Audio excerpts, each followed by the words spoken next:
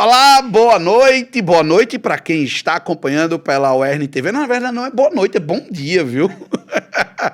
Bom dia para você que está acompanhando pela UERN TV. Boa noite para quem está acompanhando na UERN TV pelo horário alternativo. Bom dia, boa tarde, boa noite para quem estiver assistindo pelo YouTube. Está no ar o UERNcast, o programa que traz ensino, pesquisa e extensão, todos os detalhes da nossa UERN, sempre num bate-papo descontraído, trazendo sempre personagens importantes da história da nossa universidade e pessoas que ajudam, que contam a história da UERN. Eu e a Aline Linhares, a dupla do Canal Aberto, também aqui no UERNcast, batendo um papo sobre os assuntos da nossa universidade. Olá, Aline.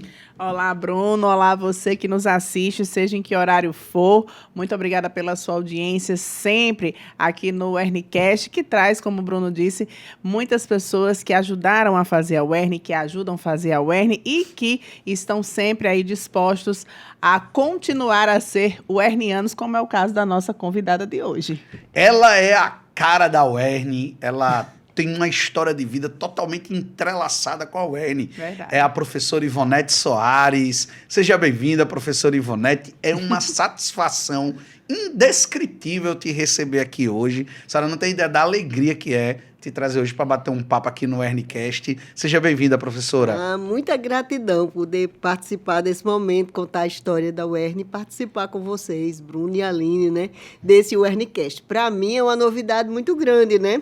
Porque a gente só sabia dar entrevista com o gravador da Rádio Rural de Mossoró e agora tem o UERNcast. Né? É um negócio maravilhoso, Verdade. Né? Que é a evolução e a consolidação da nossa universidade, desse patrimônio do povo potiguar, né?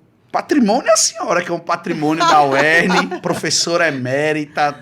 Olha só, a professora Ivonete, ela foi presidente do DCE, presidente da UERN, tem toda uma história, ela tem tanta história bacana para a gente contar, para contar para a gente, aliás, para a gente contar não, quem vai contar é ela, eu e a Aline vai só perguntar aqui, ela que vai contar. Tem muita história bacana, a história da UERN se confunde um pouco com a história da professora Ivonete, e ela vai bater um longo papo aqui com a gente. Olha, eu já fiz muitas matérias de fatos históricos da UERN e sempre consulto o Ivonete, é sempre bem comum isso aí, chegar a ser recorrente. Professora, como a gente sempre começa aqui no bate-papo, pedindo para contar um pouquinho como começou a sua história com a UERN. Comece isso aí, comece contando para a gente. Pois é, a minha história com a UERN começa aos 17 anos. Eu passei no vestibular em 1979 para iniciar a Faculdade de Serviço Social em 1980. Que bacana. Né? Então, assim, hoje eu tenho 61 anos, né? 60 anos, vou fazer 61 em dezembro, é porque eu sempre estou adiantada, né? É porque já está vivenciando já estou vivenciando, eu sou sempre adiantada. E esse adiantado também tem uma relação com a história da UERN, né? Mas vou abrir só um parêntese, qual é o dia de dezembro? 13 de dezembro, que é o dia de Santa Luzia. Pronto, então somos todos sagitarianos. Todos sagitarianos. Só tem sagitariano só aqui. Tem sagitário então, hoje. só tem alegria aqui verdade. pra gente, né, partilhar com as pessoas, porque eu acho que é uma marca do sagitariano, é a paixão, né, pelo que faz, né? E eu acho que vocês têm uma paixão muito grande, né? Pelo jornalismo, pela UERN também. Eu me lembro que minhas grandes brigas com o Bruno Barreto, que a gente já brigou com sua bexiga, viu?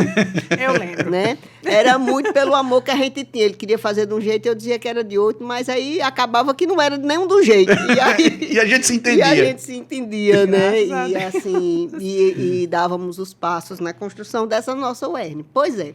Pois a minha história começa assim. E essa história de eu sempre estar adiantando o tempo, né? É porque também eu entrei em sala de aula, né? Com 23 anos. E boa parte dos meus alunos tinham a minha idade também. Aí eu sempre estava adiantando o meu tempo, o meu modo de vestir, o meu modo de agir para poder me adaptar à realidade de que eu era professora de uma instituição de ensino superior que começava a se consolidar como instituição de ensino superior. Então, eu entrei no curso de Serviço Social em 1980, pelo vestibular, né, de 1980. Terminei em 1983, né?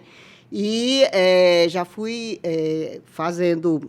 fui trabalhar no movimento de educação de base, né? Entrei Eu, 26 anos, né? 23 não, olha, eu querendo ser bem novinha, né? Trabalhei no movimento da educação de base, depois eu fiz o concurso, o primeiro concurso. Eu sou da turma do primeiro concurso da Universidade do Estado do Rio Grande do Norte, 87. Aí eu não passei no primeiro concurso, não passou ninguém para a vaga que eu estava concorrendo e entrei em 1988 como professora definitiva, né? E estou na UERN desde 88 como professora, Muito né? bem. E na UERN eu tive a oportunidade de fazer todo o meu processo formativo de graduação em serviço social, fiz uma especialização em políticas públicas, fiz um curso de Direito, né? O curso de Direito, que é uma comédia, minha história no curso de Direito, né? Passei por várias turmas. E fiz o mestrado em Desenvolvimento e Meio Ambiente, né? E já no final, em 2007, eu fui fazer o doutorado proporcionado pela UERN dentro do programa de capacitação, que era o estímulo da capacitação para poder a UERN continuar com o status de universidade, tinha que ter um percentual de doutores, e eu fui nessa leva de fazer o doutorado. Então, a minha história é essa história, assim, né? A minha vida de formação profissional, de formação humana, está toda vinculada à história da UERN, né? E aí tem uma história. Pois não. Não, mas pode perguntar. Esse link que a senhora faz, né, de toda essa parte da educação de base, dessa questão de serviço social, por que serviço social? Serviço social, na época que eu fiz o vestibular, era tido como um curso que poderia gerar emprego, eram de pessoas boas, de pessoas que queriam fazer o bem, né? E eu acho que eu fui muito estimulada por uma professora primária que eu tive, né, que me ajudou no processo também de preparação para o vestibular, a professora Socorro, no estudo do... era um livro que está me fugindo o nome agora, que era para preparatório do vestibular. Eu fui da última turma que usou esse material, né? E ela sempre falava que era muito bom o curso de serviço social. E tinha uma figura histórica aqui do serviço social, que era Ivonete de Paula, que trabalhava na Secretaria de Trabalho e Ação Social, que era muito conhecida. E pelo fato de meu nome ser Ivonete, a minha professora e as pessoas que diziam assim, devia fazer serviço social. Então, uma assistente social, assim, tão famosa. E eu acho que era foi colunista, né? E era famosa colunista social. Era muito famosa, né? E aí foi muito estimulada nesse conjunto de fatores que eu fui fazer o curso de serviço social. E, ao chegar no curso de serviço social, eu me deparei com uma efervescência muito grande de grandes professoras que discutiam teoricamente e disputavam teoricamente as visões de serviço social, né? Aquela visão do serviço mais caritativo, mais humano, que era aquilo que eu trazia, e de um serviço social mais voltado para as camadas populares, para os direitos, para as lutas sociais, né? E eu convivi com esse diálogo e esse processo formativo. E eu lembro aqui as grandes professoras, né, de vários campos, e particularmente a professora Joana Coelho, que era desse campo mais formal do serviço social, a professora Marlene, a professora Válbia Carlos e a professora Lurdinha Limas, que foram assim, as professoras mais marcantes na minha vida, porque foram as minhas professoras orientadoras, e foi a partir delas que eu acessei as discussões sobre pesquisa social, sobre pesquisa, né, sobre realizar pesquisa, isso nos anos 80, 81, né?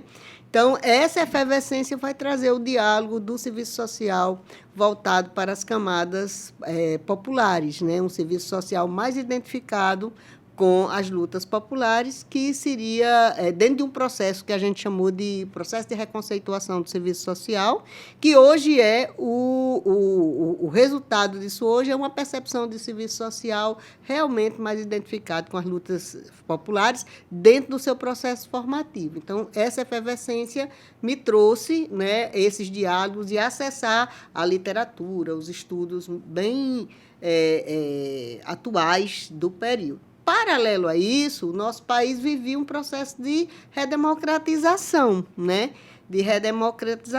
E já nos anos 80, entrando no curso de serviço social, eu tive a oportunidade de, por estar me identificando com as discussões, e entrar no Diretório Central dos Estudantes. Eu já fui ser secretária do Diretório Central dos Estudantes. Bem assim.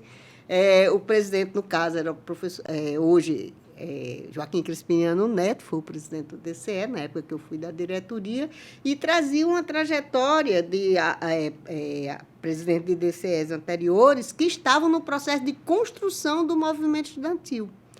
Paulo Bertrand, Jorge de Castro, né?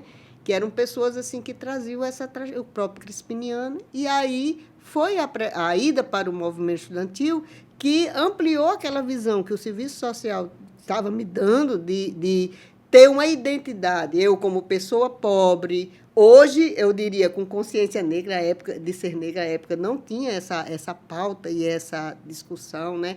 Mas como pessoa pobre, em acessar as discussões sobre as estruturas de desigualdade, a necessidade de ocupar os espaços de transformação dessas estruturas de desigualdade que o serviço social trazia na literatura, apoiou-se na discussão com o movimento estudantil e com a luta, os finais da luta contra a ditadura militar, né? Então, eu digo que é esse ambiente que vai formando uma consciência política, vai me dando ascensão pessoal daquela menina que saiu de Santa Luzia, pretinha, pobre, que não tinha perspectiva nenhuma, a me identificar como gente, como um assistente social que não ia ser só bonzinha, ser um assistente social para lutar por alguma coisa.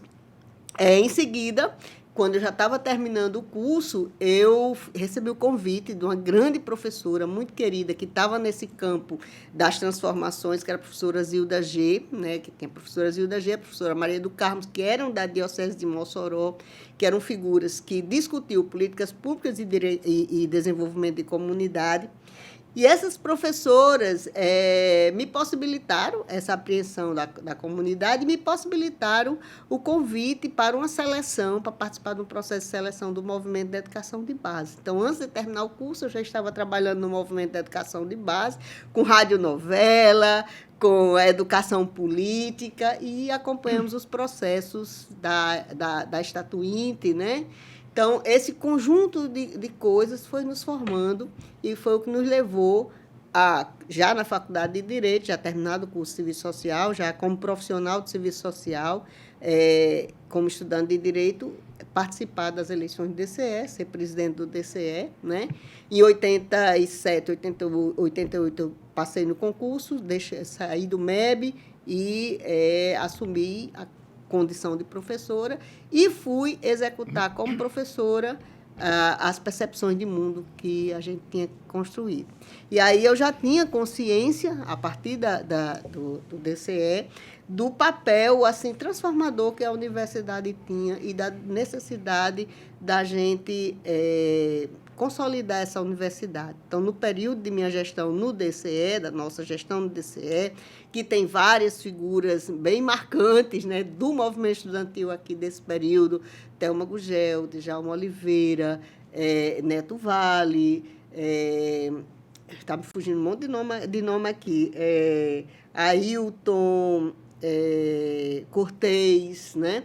Tem várias figuras do movimento estudantil que vai levar a Frânio, que vão levar as primeiras lutas aliadas à luta dos professores, porque os professores é que capitanearam realmente a luta pela existência da universidade pública com o projeto Emergência, né? Que vão trabalhar essa história da busca da universidade, de consolidar a universidade estadualizada. E aí eu estou nessa transição da estadualização, a gente vem dessa trajetória de luta dos anos 80, e aí eu estou na transição da estadualização. A senhora foi a presidente da estadualização. Do processo de estadualização. Qual foi o papel? Em seguida, Neto Vale, né? E aí o papel da gente foi da mobilização dos estudantes, da luta pelo fim das taxas, da luta pelo não pagamento, quando estadualizou, pelo não pagamento das dívidas que os alunos tinham, porque a universidade estava numa crise profunda. Para quem quer conhecer a história da universidade, a nossa universidade hoje é fantástica porque é pública, totalmente, né? Ela era pública, mas não era gratuita. Ela era pública, mas não era gratuita. Por que ela era pública? Porque era uma fundação municipal. mas ela era paga porque ela sobrevivia das contribuições dos alunos, das mensalidades dos alunos e das emendas parlamentares, geralmente do então deputado federal, Van Rosado. Né? Então, era isso que dava sustentáculo. E a prefeitura dava aportes também, e era que era o verdadeiro determinante da vida da universidade. Né? E aí, a estadualização ela veio como uma das saídas de um processo de sair da crise da universidade, que não tinha mais como pagar os professores, os aportes financeiros e os pagamentos dos alunos já não tinha como. E boa parte dos alunos que tinham suas mensalidades em dia tinham conta do crédito educativo. Eu fui aluna de crédito educativo, né? E tenho o maior orgulho de dizer que no primeiro emprego, quando eu entrei no MEB, já antes de terminar, quando eu terminei a faculdade, eu comecei a pagar o crédito educativo, pela compreensão do papel importante que o crédito educativo tinha na vida da gente. Então, assim, a estadualização, o papel dos estudantes foi fundamental no processo de mobilização dos estudantes, de mobilização das forças políticas e na defesa de bandeiras específicas dos estudantes, né? A questão da gratuidade com a democracia, né? Com a democratização e, principalmente, acho que a principal bandeira dos estudantes foi a anistia, inclusive a bandeira era essa, a anistia à dívida dos alunos. E os alunos foram anistiados, Radi Pereira, né, teve a sensibilidade de anistiar todos os alunos. Era um governador muito sensível à pauta da educação. E acho que precisa ser reconhecido na história da nossa universidade e do nosso Estado, né, o papel do governador Radi Pereira. Como outras figuras também. Por exemplo, o prefeito municipal, Luiz Rosado, todos os vereadores que foram homenageados, né, Bruno? Exato. Aqui na legislatura. Por quê? Porque como era uma fundação municipal, para ela ser assumida pelo Estado, ela precisaria deixar de ser como fundação. E foi um processo muito rápido. E foi um processo rápido. Então, os vereadores autorizaram o prefeito municipal a doar ao governo do Estado a estrutura da universidade para, assim, estadualizá-la. Então, assim, e os deputados estaduais facilitaram também. Foi tudo... houve muita vontade política. Houve muita vontade política, assimilaram essa lógica da doação do município ao Estado e do acolher o Estado. O Estado acolheu todos os servidores da universidade, né? E anistiou os alunos. Então, a gente partiu de um zero para construir essa universidade, de um zero que eu digo, público, né? Sim. Sem dívidas para construir administrativamente. No contexto jurídico de hoje, não teria acontecido. Não teria acontecido. E o papel mobilizador das forças locais, né? A gente está falando de sujeitos que tinham o poder de definir. Mas esses sujeitos, para ter o poder de definir, eles necessitam serem provocados, né? Questionados e estimulados, né?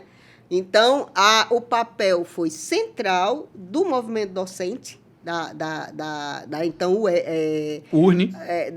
Na URNE, na Universidade FURNE. Regional, da FURNE, né? Da Fundação Universidade Regional do Rio Grande do Norte, o papel da Associação de Docentes, né? E o papel dos estudantes. Os técnicos ainda não tinham um nível de organização, mas haviam técnicos participando desse processo de construção. Então, assim, voltando à questão, a história da universidade é uma história de muitos sujeitos. E as nossas histórias pessoais, elas têm sentido porque elas são histórias entre muitos sujeitos, como um sujeito que viveu isso aí. Então, eu fico muito feliz quando eu venho falar da universidade, porque, para mim, a grande obra, né, da universidade é possibilitar pessoas como eu a sonharem em terem ascensão pessoal, social, reconhecimento e visibilidade. E isso a universidade proporciona a todos os filhos e filhas, né, de trabalhadores, de pessoas pobres da nossa região. E a universidade não nasceu assim. Ela nasceu como um projeto da elite local para possibilitar que os filhos da elite local não saíssem para poder continuar cuidando de seus negócios e ter um nível superior que era importante para os seus status pessoais. Esse foi o projeto da elite local, que foi ressignificado com a ascensão, com o acesso, né, dos filhos dos trabalhadores, pagando as suas mensalidades a essa universidade.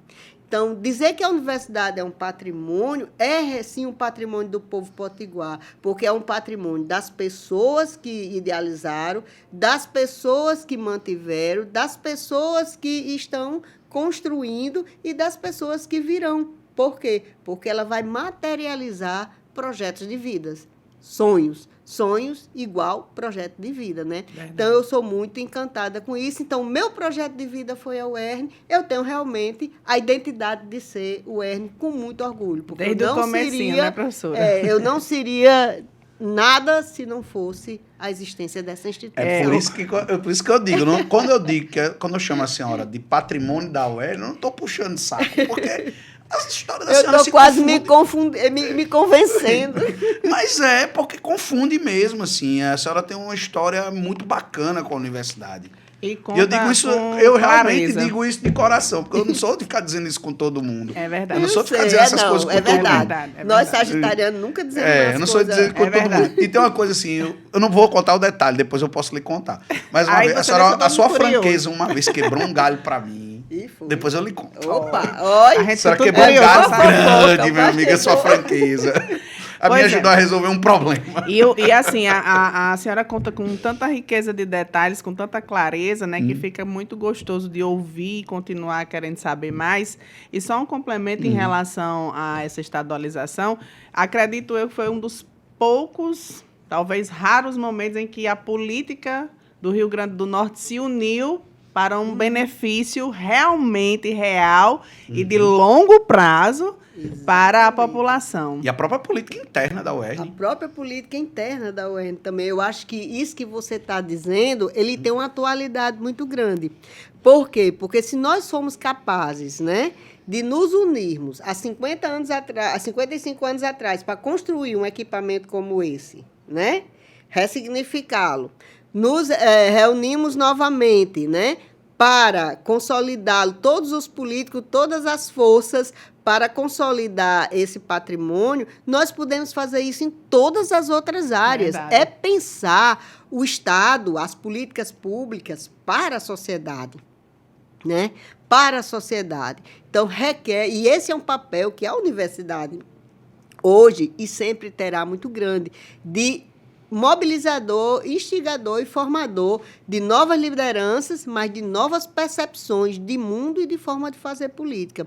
A professora Cecília, ela tem usado um termo que eu acho extremamente bacana, que é a universidade contribui para fazer a revolução possível.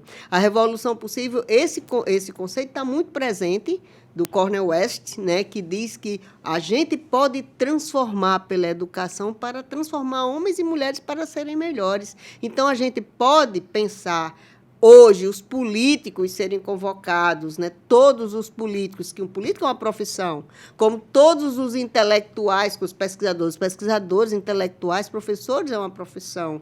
Todos os estudantes, os comerciantes, as pessoas desse Estado, para abraçar esse patrimônio, que tem uma certa autonomia, né, de gestão administrativa, para ele ser cada vez mais amplo e formador de novas pessoas, de novas lideranças e de novas possibilidades nesse nosso Estado. Então, a gente pode unir, é extremamente atual. Por quê? Porque a gente deixa de ver os micros, né, ou as disputas pequenas e vai ver o macro. Todos os políticos tiveram bons votos depois da estadualização. Quem quis se manter na política foi bem. É um grande celeiro. Se você pensar nessa moeda, a universidade, ela não é um lugar para você vir fazer a troca de coisas, mas ela é um lugar para você investir, para que você forme cidadania, você tenha bons gestores, você tenha bons operacionalizadores dos serviços públicos, né, e dos serviços não públicos, e tenha uma boa consciência do lugar do cidadão, do humano. Então, em assim sendo, a gente avança também na forma de gerir a estrutura do Estado. Sem contar que o que se investe na universidade volta de várias formas. Para a sociedade. Inclusive, por exemplo, a prefeitura geralmente vem aqui e pega servidores da UERN para serem secretários, técnicos, professores, Professor, alunos da UERN acabam se tornando secretários, vão contribuir com gestões do governo, do Estado também. Então, e a qualificação, a qualificação de servidores, entrega, né? Porque um ou outro vai para os cargos de poder, que é fundamental, mas muitos estão na estrutura de fazer mover a política pública, né? E aí eu vou dizer uma coisa, Bruno, bem atual, que para mim também é um orgulho muito grande falar sobre isso, né? O pessoal da enfermagem vai adorar. Por exemplo, a residência multiprofissional. A residência multiprofissional, que para as pessoas que estão nos ouvindo, o que significa? É uma residência, como é uma residência médica, só que para os profissionais não médicos. Assistentes sociais, fisioterapeutas, psicólogos. A nossa residência multiprofissional aqui, que vai fazer 10 anos, né, com bolsas para essas pessoas que fazem processo seletivo, estão dando show nas unidades de saúde onde elas estão atendendo no nosso município. Estão fazendo a diferença. Os nossos estudantes e os nossos profissionais de enfermagem, por exemplo, fizeram a diferença na pandemia. Nos processos de vacinação. E agora no Hospital da Mulher. E agora no Hospital da Mulher. Nossos colegas assistentes sociais dão show no tratamento das questões de violência. Eu estou só dando assim exemplo. E de alto nível, de alta qualificação, né? Sem falar na medicina, que tem o pessoal com a residência médica, sem falar no conjunto de mestrados e doutorados que a gente tem de programas de pós-graduação, 23 programas de pós-graduação, que você pode acessar de alto nível e de alta qualidade. Então, assim, a gente está movendo uma máquina que, além de possibilitar sonho, formam pessoas com sonhos e com capacidade de irem além do lugar em que elas estão. Né? Eu acho isso assim, muito bacana. E não é só para a nossa região, principalmente para a nossa região, mas nós temos gente espalhada no mundo todo, né? Sendo destaque. Professora, a senhora não está aposentada, não. A senhora está trabalhando aqui, não está, não? Tá, ela continua dando aula no mestrado. Está trabalhando aqui. Eu sou voluntária no mestrado. Não, isso aí a gente sabe. Eu estou dizendo assim, trabalhando todo o administrativo, ela está ali e está sabendo de tudo. Professora, a senhora foi a primeira mulher presidente do DCE? Não, teve antes da senhora. Foi a professora Socorro Batista. Foi Socorro Batista? Eu esqueci de fazer uma referência. É impressionante Socorro. como temos casos de presidentes do DCE que voltam para ser professores e depois você presidente da DUERN. Socorro, a senhora, Neto Vale, teve mais casos, não teve? Eu acho que teve, porque assim, de chofre... Eu tô lembrando 3, assim, de primeira. Nós somos uma geração. Eu acho que é uma coisa legal de dizer isso, né? Que a gente vai falando e vai esquecendo alguns nomes. Thelma Gugel não foi presidente da DUERN, e nem foi presidente do DCE, mas foi muito marcante no movimento estudantil e no movimento de professores. Luiz Carlos, que foi vereador, ele foi presidente da DUERN também. E ele foi presidente dos professores. Da APM, da Associação também, dos Professores. Da Associação dos Professores. Né? Então, assim, nós somos uma geração que foi formada por uma geração democrática que estava aprisionada do período aprisionada, presa nas suas ideias no período da ditadura militar, né? E nós tivemos influência dessa formação. Aí eu vou falar da nossa geração, mas antes vou falar dessa geração anterior.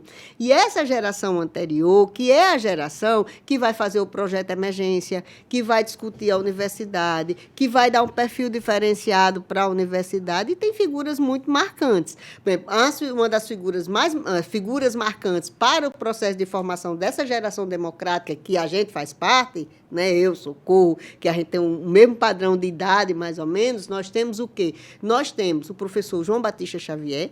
Eu acho que recontar a história da universidade passa por reconstruir a presença do professor João Batista Xavier. Outro patrimônio.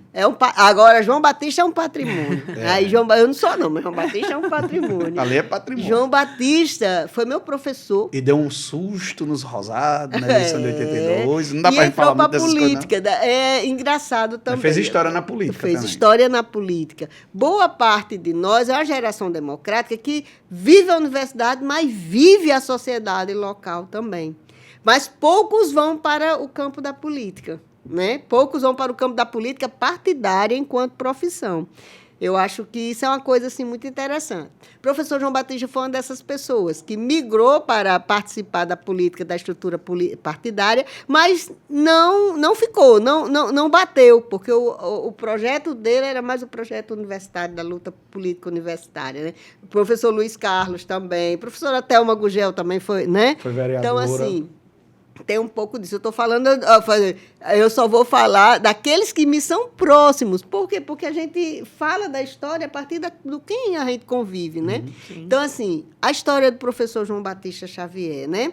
João Batista Xavier A senhora me deu uma ideia, vou chamar ele para cá. Chame. É porque ele mora em Natal, é mais difícil, mas eu vou tentar encontrá-lo. Mas ele vem, já vou entregar aqui João Batista Xavier. Ele sempre vem para Tibau, né? Acompanhar uma casa que ele tem em Tibau. Vou organizar com ele. Vou combinar com ele quando ele vier avisar para a gente trazer ele para gravar, porque tem que gravar com ele. Professor João Batista, ele com certeza é o responsável por toda uma geração com consciência democrática e política. Como professor de filosofia, ele foi meu professor em serviço social de metodologia da ciência, né? E eu tive uma vinculação muito grande com o professor João Batista, porque o professor João Batista organizava as semanas de filosofia, e eu, desde a primeira semana de filosofia, como eu já era do DCE, né, fui ser secretária da Sociedade de Estudos e Atividades Filosóficas, a CEAF, que ele criou aqui, era o núcleo da CEAF, da Sociedade Nacional. E a CEAF era responsável pela organização das semanas de filosofia, que eram verdadeiros espaços políticos democráticos de grande amplitude. Trazia para Mossoró os grandes filósofos para discutir política e filosofia. Né? Eu vou dizer aqui, ó, Marilena Chauí. Eu soube um dia desse que ela teve em Mossoró. Foi, e a coisa mais linda do mundo. Marilena Chauí sentou na frente, nos bancos que tinha na praça. Hoje mantiveram a posição dos bancos, mas os bancos eram só de cimento. Né? Sentou, depois da palestra dela, para esperar a Kombi, que ia levá-la para o hotel, né? Ela sentou lá e os alunos começaram a sentar em torno do banco. E a Marilena Chauí conversou. A Kombi chegou, Borracha, que era outro patrimônio que a gente tinha aqui, que era o nosso motorista da Kombi, né? Chegou abusado para levar a professora e a professora conversando lá com os estudantes, né?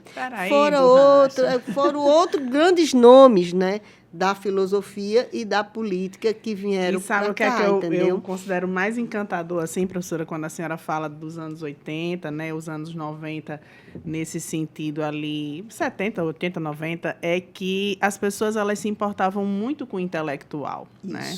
Isso. O intelecto das pessoas era o grande chamativo, né? Era a grande conquista que se tinha de ter ali aquela inteligência desenvolvida, aquele conhecimento de mundo, né? De saber quem escreveu o quê, aonde, quando, por quê. E hoje a gente tem um distanciamento desse intelecto, e eu fico muito encantada assim quando eu escuto, né, a senhora, as pessoas mais experientes falarem, porque assim é uma coisa que eu admiro muito, né? Essa questão. Hoje, E você falar isso assim, tipo, Marilena Chauí, gente, olhe, é um grande patrimônio do Brasil, tipo, sentada conversando e passando conhecimento, assim, de uma forma bem suave, né? Uhum. Você estava ali sentado ouvindo alguém que tinha muito, né, para contar. E, tipo, você absorver aquilo ali, repassar para outros e para outros. É fantástico, né? Né? E o professor João Batista, ele teve essa capacidade de organizar as semanas de filosofia, né? E trazer esses grandes nomes. Eu estou lembrando, assim, de memória a Marilena, mas tiveram outros grandes nomes que me fogem. As mulheres marcam muito, né, professora? As mulheres marcam muito, né? Marcam demais. E, recentemente, eu fiz um curso com a Marilena Chauí, né? No Instituto Conhecimento Liberta. Eu adoro o ICL. Né? O ICL é maravilhoso. Que aí eu recomendo acessar, gratuitamente você acessa, né? É muita coisa. E aí, assim, me veio a memória ela. E o professor João Batista foi esse formador de política. E uma coisa que você está chamando a atenção, Aline, é real. Os nossos professores instigavam a gente à leitura, a muita leitura. Não tinha nenhum professor que não passasse menos de 5 livros para a gente ler. Eu me lembro que, na minha formação em serviço social, a gente lia em espanhol. Tinha uma professora, a professora Marlene Freire, que ela botava os textos, que os principais textos sobre o serviço social que estava se reconstruindo, né, eram em espanhol, e ela botava a gente para ler, e não tinha tradutor do Google, não tinha nada, não. A gente ia pegar o dicionário lá na biblioteca e fazia a tradução raiz para ler, se virava. E lia os grandes pensadores, né? Os grandes pensadores do Brasil. A gente lia. Então, assim, e o professor João Batista Xavier deu essa grande contribuição, como deu a grande contribuição na organização do grupo político que passava muito pela Faculdade de Serviço Social, com todas as suas diferenças, professora Joana Coelho, professora Valba, professora Lourdinha, para a construção do que foi o projeto da emergência. Tinha isso também, né? As divergências, mas todo mundo convergia para a mesma coisa. Brigava, tinha briga no movimento estudantil, a gente só faltava se matar, mas estava todo mundo junto, quando o projeto era o ERN. Por isso que o projeto de política para o Estado, ele também pode passar por a gente ter todas as diferenças do mundo. A senhora citou em alguns momentos aí o projeto Emergência. Explica para a gente o que é o projeto Emergência. O projeto Emergência foi um projeto, eram medidas para a saída da crise da universidade. Aí os professores fizeram uma grande assembleia que teve a participação da comunidade. A famosa Assembleia do Pax. A famosa Assembleia do Pax, que aí o professor João Batista que vai contar essa história. Ele adora contar essa história. Nós participamos como estudantes, às vezes a gente nem sabia a dimensão do que estava acontecendo. Sim. Porque quando você está vivendo o momento, você não tem a dimensão do que está... Você está fazendo a história sem saber. Sem saber que está fazendo. Verdade. E alguns sabem, porque aqueles que projetam, eles sabem. Sim, né? Sim. Mas a maioria de nós, a gente não sabia, mas estava lá fazendo porque acreditava que a história do sonho, né? Acreditava no imediato, que era até a universidade pública, que era o grande projeto do movimento estudantil no Brasil, com a UNE sendo reconstruída, né? E aí, um parênteses aqui, em 1980, a gente fez a campanha para a primeira eleição direta da UNE. E foi um negócio fantástico. O povo sabia nem o que era a UNE, nem nós mesmos, né? Mas estávamos lá, porque era o processo de democratização. Né? Queria sair daquelas sombras. Então, assim, o professor João Batista Xavier formou essa geração. Então, a que geração? A nossa geração. A minha geração, a geração do Socorro Batista, a geração de Thelma Gugel, né?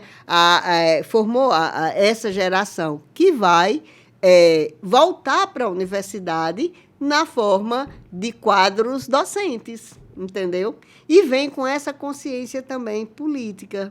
E aí, o que eu acho bacana é que essa consciência é que vai demarcar também as disputas internas. É o que vão nos levar a divergir e a convergir naquilo que é de interesse da universidade. Aí, um particular, tinha algumas disputas na trajetória, depois de estadualizada a universidade, que às vezes fica ranhuras nas relações entre as pessoas, né? Que teve um tempo que a universidade não se apaziguava, era como se você tivesse dois grandes grupos, né? Que era a esquerda e a direita, que não era bem assim, era todo mundo professores, né? Era a esquerda e a direita e havia uma disputa disso. E aí eu quero fazer uma ressalva de que isso era ruim para a universidade, porque repercutia no processo de vivência dos departamentos, dessa cultura. Mas a própria trajetória da necessidade da universidade se consolidar enquanto instituição foi moldando essas relações. E aí a gente teve a oportunidade, eu gostaria de fazer um registro muito especial, teve a oportunidade de ter um reitor da estatura do professor Milton Marques de Medeiros, né? Para mim, o professor Milton é um grande mestre na minha vida. Como João Batista Xavier foi um grande mestre na política, eu considero o professor Milton Marques como um grande mestre na postura, na condução, na relação humana e democrática de acolhimento das pessoas. Eu tenho um profundo respeito pelo professor Milton. E o professor Milton foi essa pessoa que possibilitou, assim, abriu os canais para recomeçar uma nova história pós a estadualização, apaziguando as dinâmicas, as divergências internas, possibilitando o acolhimento e a relação quase entre que a as reeleição pessoas. dele foi candidatura única. Possibilitando isso, né? E, principalmente, dotando a universidade dos padrões mínimos de institucionalização formal. Essa foi o grande caminho que o professor Milton trilhou. Eu diria que o apaziguar, o estabelecer novas relações e criar os patamares de um funcionamento estrutural, orgânico e legal para a universidade. Tá? Um método. E vem, né, e o movimento estudantil continua presente na luta, reivindicando, o movimento docente continua presente na luta, reivindicando. Aí entra para pautas mais específicas, como a pauta da questão do plano de carreira e salários, né, das melhores condições de trabalho, dos estudantes de acesso. E do ponto de vista de gestão, que eu acho que tem tudo a ver com os momentos de reconstrução dessa universidade, de construção e reconstrução dessa universidade. Então, a estadualização, o apaziguar os momentos internos e dotar a universidade de estrutura para a gente poder pensar numa universidade real, consolidada, com doutores, com pesquisa, com laboratórios, com extensão, com padrões sistemáticos de funcionamento, né? Que aí a gente vem, os últimos anos, né, pós-professor Milton, que vem com essa noção de construção, que eu considero que é herdeira dessa trajetória dos anos 80, desse grupo visionário democrático dos anos 80, né? Apesar de não estar todos os sujeitos unidos dentro do mesmo projeto, mas eu considero que essas últimas gestões do professor Pedro Fernandes, até agora a professora Cecília, ela tem sido uma fase de consolidação da universidade. Para um perfil mais acadêmico. Porque está colhendo as bases daquele elemento de perfil acadêmico, público que foi criado lá atrás, de perfil acadêmico, que está consolidando esse perfil acadêmico e institucionalizado, formal e com presença na sociedade. Porque a gestão do professor Pedro, ela começa com a ideia, com a proposta de Universidade do Futuro, né?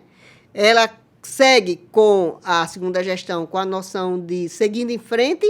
Por quê? Porque você vai consolidando os passos e seguindo em frente, e uma sociedade com um conceito, que é a sociedade socialmente referenciada, e vem com a professora Cecília, a sociedade socialmente referenciada, inclusive includente. Ou seja, sempre tem passos galgando nisso aí. E muda a configuração também do movimento docente, do movimento discente, e entra um protagonista extremamente importante, que são os servidores técnicos administrativos. Eles foram protagonistas, mas não com a representação organizacional. Né? Porque eu lembro aqui, por exemplo, a Gláucia Rússio que foi diretora da Faculdade de Serviço Social, ela foi presidente, era técnica e depois foi ser professora, foi presidente dos servidores técnicos, dos servidores. O professor Carlinhos Filgueira, que ainda é da época da geração do início dos anos 80, e eles foram protagonistas, né? Mas esse protagonismo ele vai se consolidar com a criação do Sintauern. Então, hoje, a gente tem um novo patamar, uma universidade que aí eu fico muito feliz. Você diz assim, eu estou em todas mesmo, porque eu tenho um amor inclusive, tão grande. Faltando a senhora falar um pouco da sua experiência como presidente da Duern. Porque eu estou falando de uma relação de amor. Né? Então, assim, tudo eu penso muito com olhar de estar olhando a universidade. E aí eu considero que hoje a gente tem novos caminhos, mas novos caminhos para consolidar essa ideia de universidade, né? E que precisa da unidade interna e externa. Né? Fala um pouquinho da tua experiência como presidente da Duern. Rapaz, é uma comédia. Você quer que eu conte das comédias ou você quer que eu conte As comédias são muito importantes. Bom, eu fui presidente da Duern em 97, 96, 97, 98. 98. Fui 10 anos depois que eu fui presidente do DCE, né? Que eu fui presidente do DCE em 87, 88, né? Então, assim, eu fui presidente da Duern numa época que ninguém queria ser. Eu fui por falta. Eu gosto muito de dizer isso, eu fui por falta. Eu era sempre presente, né, no movimento e tudo, mas coincidiu que o povo não vai gostar dessa história, não. Eu vou apanhar por conta dessa história. O período da Duern, eu sucedi o professor Lúcio Ney de Souza. Que foi ser vice-reitor. Que foi ser vice-reitor do professor Walter Fonseca. Né? Meu companheiro de debates da Ponta Negra. O professor Walter Fonseca, que foi num momento de muita disputa política e de consolidação, né, de uma visão política de mundo, né?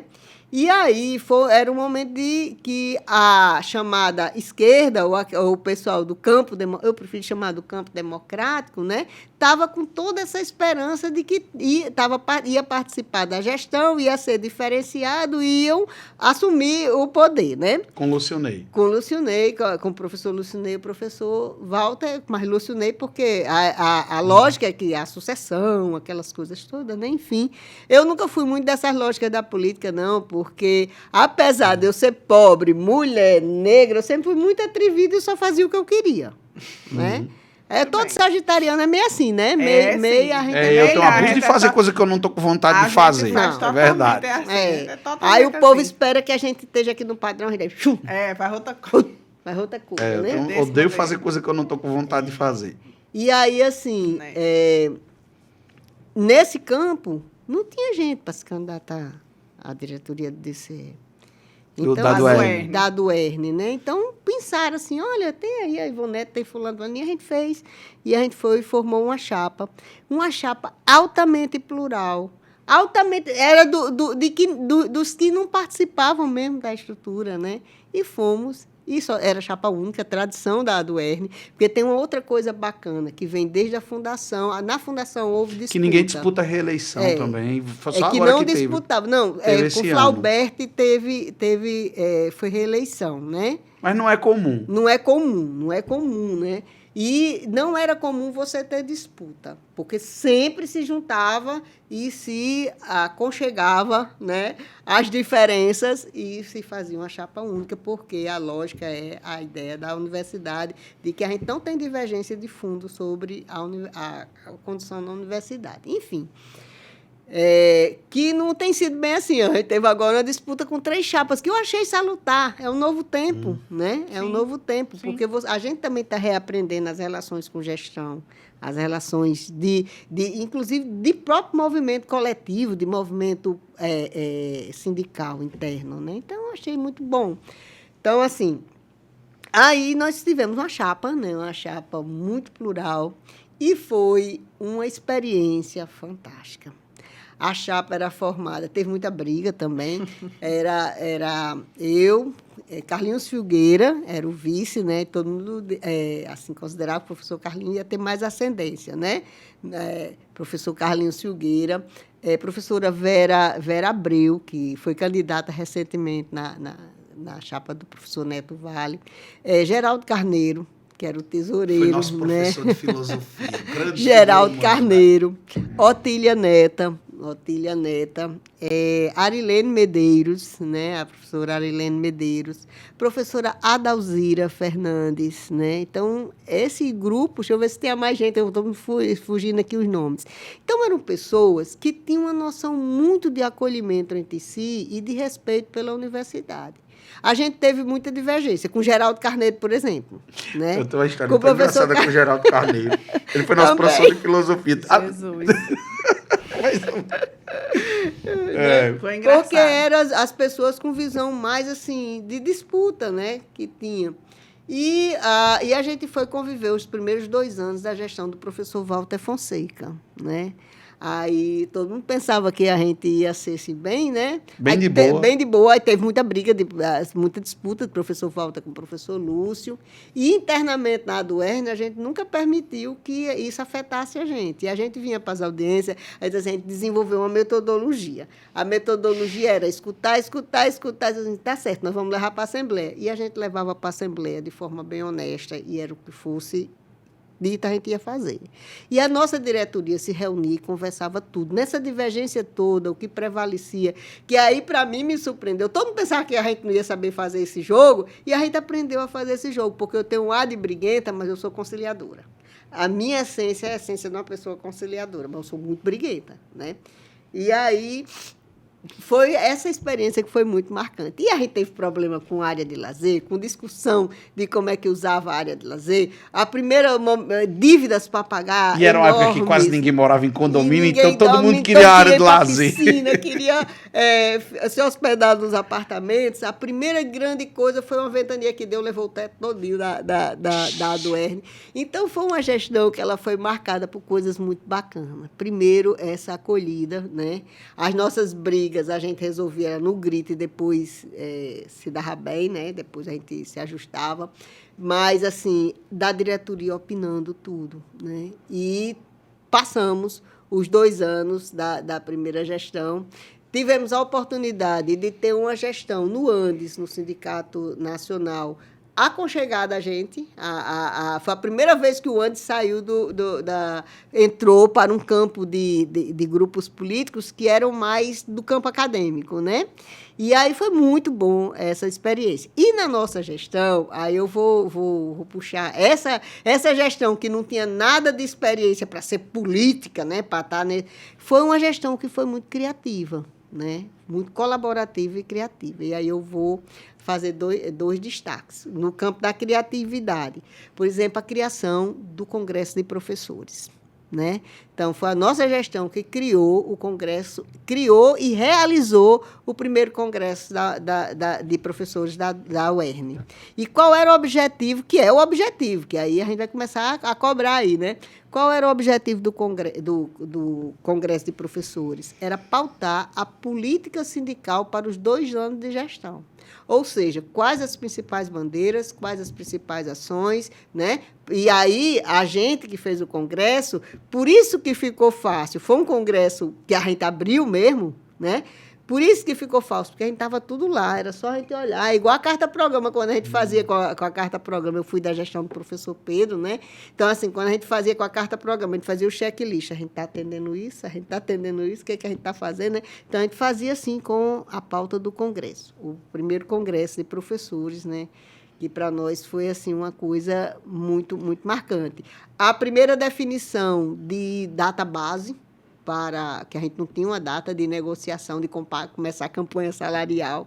Então, isso foi muito bom. E foi resultado dessa diretoria bem plural. Sabe? Depois de passar por tudo isso, como é que a senhora olha hoje com a autonomia financeira conquistada, que foi um sonho? Assim, eu me emociono demais em falar de autonomia. Por quê? Porque a autonomia ela foi pautada desde sempre com o quê? Desde sempre, que eu digo assim, desde da existência da universidade nos anos 80, tirando quando ela começa a se ressignificar como uma universidade mais popular, a autonomia frente ao poder público municipal e frente aos grupos políticos, essa noção de autonomia.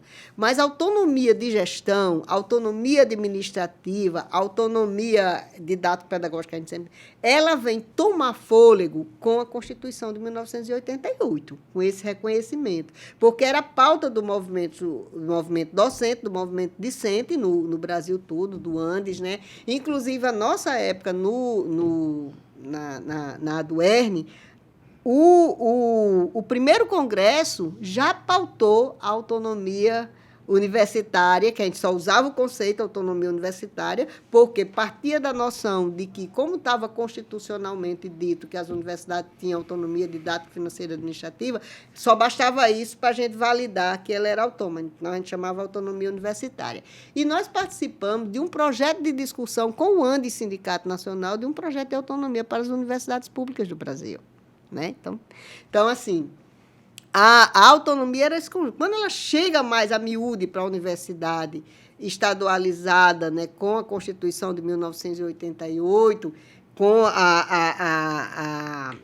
o ser pública, ela vê essa dimensão de autonomia de poder gerir os seus próprios recursos. E é na gestão do professor Milton Marques de Medeiros, no ano de 2006, que é constituída a primeira comissão para pensar um projeto de autonomia financeira e administrativa para a universidade. Eu lembro muito que o professor Milton, a gente ficava dizendo a autonomia da universidade, e ele, com aquela calma e paciência dele, dizia assim, é autonomia de gestão financeira e patrimonial. Porque A administrativa já existia. Já existia. Então, assim, já existia. Então, é muito sábio, porque era uma noção muito marcante de alguém que tinha formação em direito também, né? Então, em 2006 foi constituída essa comissão. E a gente participou desse processo, né, de construção. Então, a marca da autonomia, ela vem desde sempre, mas ela vem com o Congresso Docente, o primeiro Congresso de Professores, né, em 98, né, o primeiro Congresso de Professores, ela vem pautada como luta dos docentes. E aí ela vem assimilada como parte da gestão em 2006 com o professor Milton Marques de Medeiros. Eu me lembro que dessa comissão participamos eu, professor Cristóvão da Economia, a professora Thelma Gugel, a professora Tatiana Bretas, a técnica administrativa Maria José, me fugiu o sobrenome de Mazé. Maria José, então, assim, foi as primeiras bases. E essa ideia, ela foi tomando fôlego, né? E hoje, o que a gente tem é essa autonomia de gestão financeira, didática, administrativa, que nos possibilita pensarmos nós com nós sobre os caminhos que nós queremos seguir. Daí que é um desafio muito grande, nós estamos no 2º ano de autonomia, né? O desafio muito grande é a gente reaprender como é a relação entre os múltiplos sujeitos no campo da universidade para pensar sobre esse nós com nós para tratar do nosso caminho. Uma hora foi pouco. Uma hora foi muito pouco. A gente tinha muita coisa para perguntar, professora Ivonete. Falta a gente falar sobre o movimento negro, sobre a importância das cotas. Eita, falta um monte de que coisa são que as são pautas temas recentes que vão sendo acumuladas. Pautas muito caras, professora, que a gente sabe que são muito caras para a senhora, mas se só puder dar uma pincelada sobre esses assuntos, o que é que a senhora vê essa questão das cotas, dessa revolução que também foi feita na UERN? Pois é, eu acho que as últimas gestões da Universidade do Futuro, para chegar na universidade socialmente referenciada, inclusive includente, ela tem, e quiçá afro-referenciada, né? Eu acredito que ela tem como grandes marcos o nome social, que foi a primeira grande bandeira, inclusive eu não estou desprezando a discussão da inclusão das pessoas, dos deficientes, né?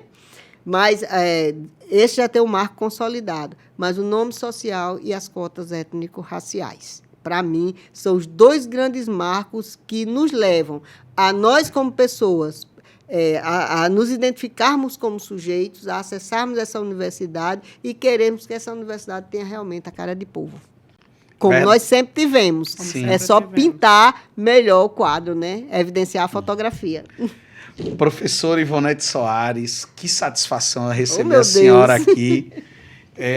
Dava para fazer 2 horas de programa tranquilamente, mas o tempo é curtinho. Eu espero que o povo escute, que eu falei tanto, badalei demais. Mas as histórias são boas. Histórias maravilhosas, dava um programa muito maior, mas o tempo é curto, é 1 hora só. Agradecer, uma satisfação te receber. O UERNcast vai ficando por aqui. A gente volta na próxima semana com mais um convidado especial, ou convidado especial, claro. E a gente na semana que vem. Então, tchau.